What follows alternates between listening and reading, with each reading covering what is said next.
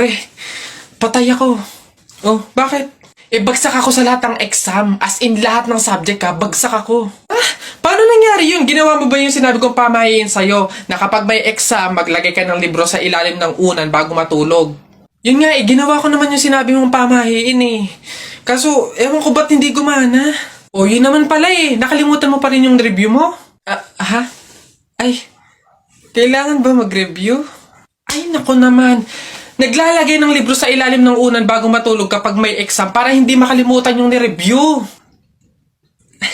Kaya pala hindi gumana. Akala ko maglalagay ng libro sa ilalim ng unan bago matulog para para magkasagot yung exam. Yung pala kailangan mag-review. Ay, Bona ka. Sige, nak, manganganak ka na ha. May pamahiin tayo dyan. Oo, Nay. Ano nga ulit yun? Huwag kang magagalit o maiinis kapag nanganganak ka na. Ha? Bakit? Kasi daw maaari magkaroon ng kapansanan yung anak mo. Kaya pigilan mong huwag magalit, huwag mainis. Sige. Pipilitin ko. Ayan na, ma'am. Nakikita ko na yung ulo. Konti na lang, ma'am. Iri pa na. Konti, ma. Ayan na. Ayan na. Ay, naputol ko yung ulo ng bata. Ay, ano? Ay, anak. Pamahiin. Pilitin mo huwag magalit. Dali.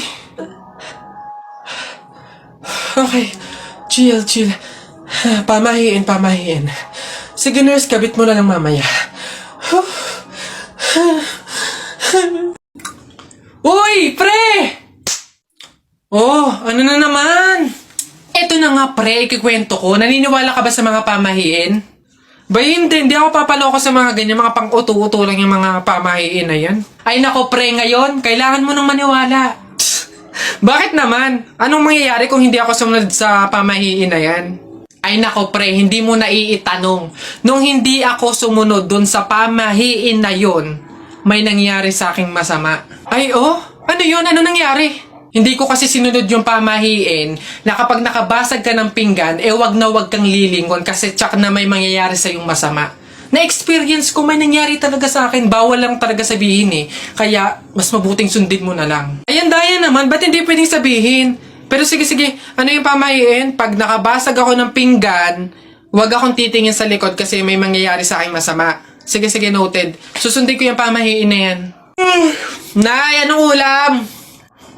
Ay, nabasag ko yung pinggan. Huwag titingin sa likod, pamahiin yun. Masama yun, may mangyayari sa yung masama. Huwag kang titingin. Teka lang. Paano kung inuuto lang ako nun? Paano kung hindi naman totoo yung mga pamahiin na yan? Diyos ko po, di ako papaniwala sa mga ganyan. Ay! Sorry po! Ikaw na bata ka, humanda ka talaga sa akin. Kasal ko pa yan, tapos binasag mo lang? Ha?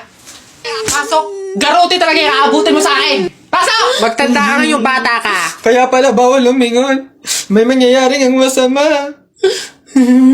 Maglalayas ako, sakit-sakit ang palo nyo. Hoy, Tikoy!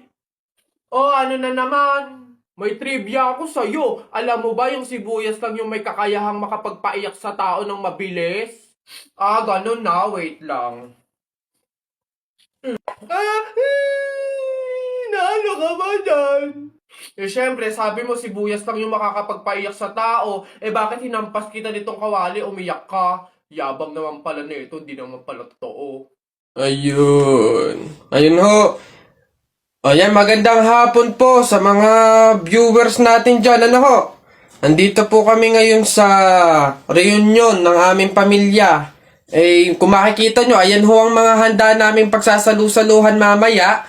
Eto nga ho, yung baboy na kinatay namin kagabi. Tsaka yung, Kuya Alfred! Kaway naman dyan! Live tayo! Yan, ayos. Ayan ho, ngayon, kasama po namin makikita nyo dito sa live natin sa Facebook yung kamag-anakan ho, mga angkan, mga pamilya, mga pamangkin ho. Ayan. Magkakasama po kami ngayon sa aming reunion ng pamilya. Si Justin nga pala, friend ko. Yung pinakilala ko sa inyo nung isang araw. Ay po, tita. Dito siya matutulog. Gagawa kami research. Ay sus, best friend. Tapos may maririnig akong ungol sa madaling araw. Mama, nakakaya kay Justin. Nako, Jennifer. Mama. Umayos ka, sinasabi ko sa'yo, ha? Tapol! Hoy, Jepoy, tara, bari na tayo. May bago na akong pelit, oh. Maganda to, eh. Bili to ni Papa, eh.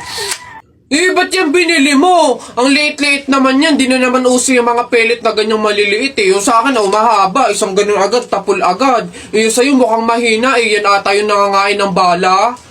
Duwag ka lang. Takot, oh. Tara. Ano? Magsuot ka na ng mga shield mo. Tapol!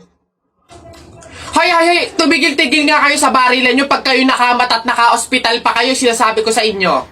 Hoy, Jepoy, magkano naging pera mo nung bagong taon? Madami akong naging pera. Nung nagpanabog sa amin, dami kong napulot na barya, eh. Tapos meron pa 100, may 20, tsaka 50, ano. Ba't ang yabang mo? Parehas lang naman tayo. Ganyan din naman yung naging pera ko nung bagong taon. Yung sa akin nga, iipunin ko, eh. Para yung pambili ako ng madaming pellet, tsaka sapatos, tsaka damit, eh. Lalo sa akin. Lalagay ko pa nga sa alkansya, eh. Para maipon na maipon, dumami pa lalo yung pera ko, eh. Bili na kayo. Scramble! Hoy, scramble! Tara, bili tayo! Tara! Papasok na yung baby ko na yan. Punta ka na dun, dali anak. Upo ka dun sa tabi ng classmate mo. Dali.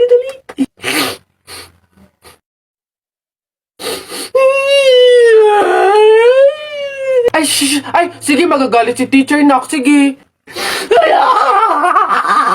Tahan, anak. Dito lang si mama sa labas. Titignan ka lang, oo. Dito lang si mama, oo. Dito lang ako. Sige na, dali.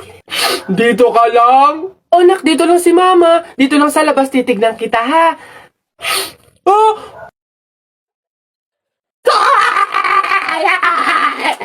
Pinapahiya talaga ako. Umuwi ka nga dun. Malilintil lang ka sa akin pag-uwi. Papasukin ko na lang po bukas po. Sige po. Hoy, princess! Bakit Lilibet? Anong baon mo ngayon? For sure naman, maiinggit ka sa akin kasi ang baon ko for today, I have chocolate. I have 2 juice. 2 juice to, ha. Akin lang lahat yan. Tapos, I have 2 Chucky. Sa'yo, anong baon mo? Ano ba yan? Yun na yun. So cheap naman. Halos puro inumin. Ako, ang dala ko for today. Meron ka bang biscuit? Soft drinks. Siyempre, hindi mawawala yung apple. Tapos, meron din akong baon na pera. Meron ka bang ganyan? Oy, Bimbo! Anong pinabaon sa'yo ng inay mo ngayon? Teka lang, titignan ko. Saging, tsaka suman. Bakit? Yung sa'yo? Saging, tsaka suman? Sarap niya na. Ako, pinabaon sa akin ni inay ngayon. Ano ba? Buko! Ano? Bulok naman ata yan, eh. Anong bulok? Hindi kaya sabi ng inay, kakapitas lang daw nito nung nakaraang taon, eh. Sige na, basta sabay na tayo kumain, magbigayan tayo, ha? Sige, tara.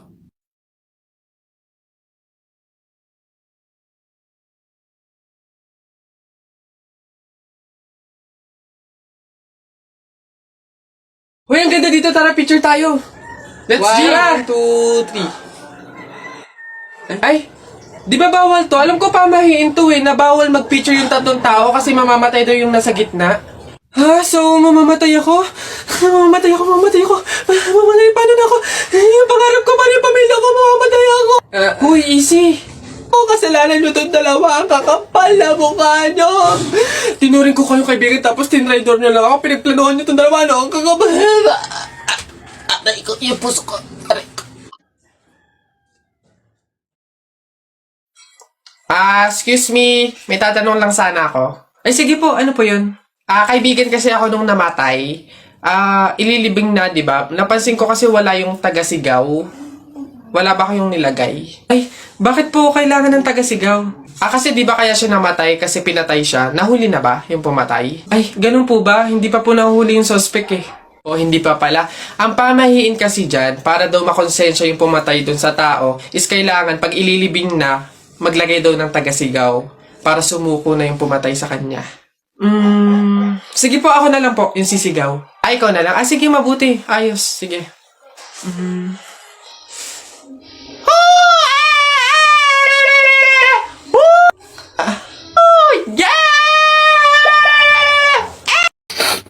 Oh! Uy, J-Boy! Bakit? May 20 pesos sa'yo, no? Pulutin mo. Ba't ako? Baka may makakita pa sa akin dyan. Sabihin, magnanakaw pa ako, eh. Ikaw na. Dali na, sayang yan. Ako na ngayon titingin ko sino yung mga dadating, eh. Sige na nga, tignan mo dyan. Baka may dadating, ha? Naulog yung laruan ko. Naulog. Yan, akin na. Bakit? Bakit? Ako pumulot eh. Ang daya ako naman nakakita nun tsaka ako nagbantay pakay ko, basta ako sino pumulot, kanya yon. Ako pumulot eh. Sino nakakita niyan? Bahala ka sa buhay mo, basta akin to, ako pumulot ito eh. Bibili ko to paper doll eh. Hoy, Susan! Yang anak mo ipagsabihan mo, ha? Kung ano-anong pangasar yung sinabi sa akin kanina? Ha? Pangasar! Alam mo naman kasing bata, bakit mo pinapatulan? Anak, ano bang sinabi mo dito? Flip-top lang naman yun, Nay.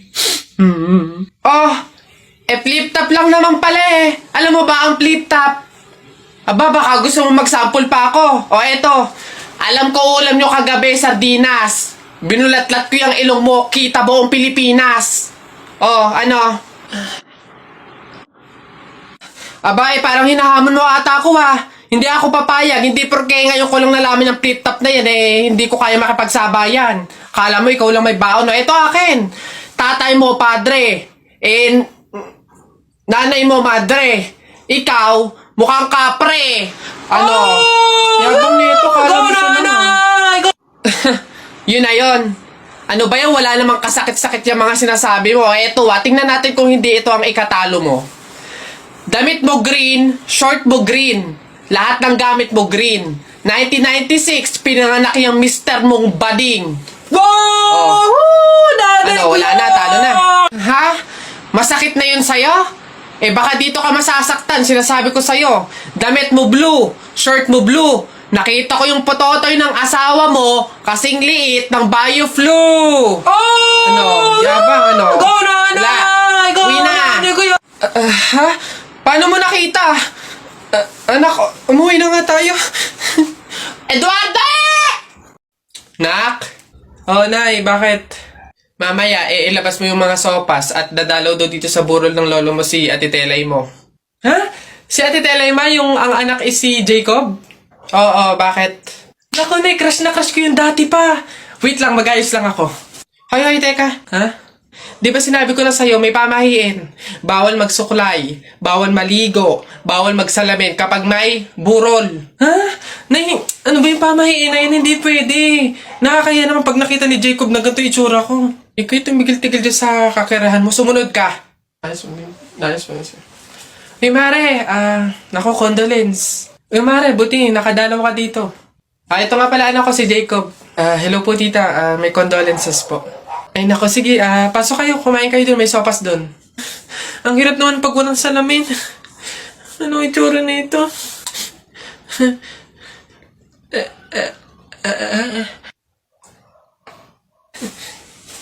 Hi, Jacob. Hi.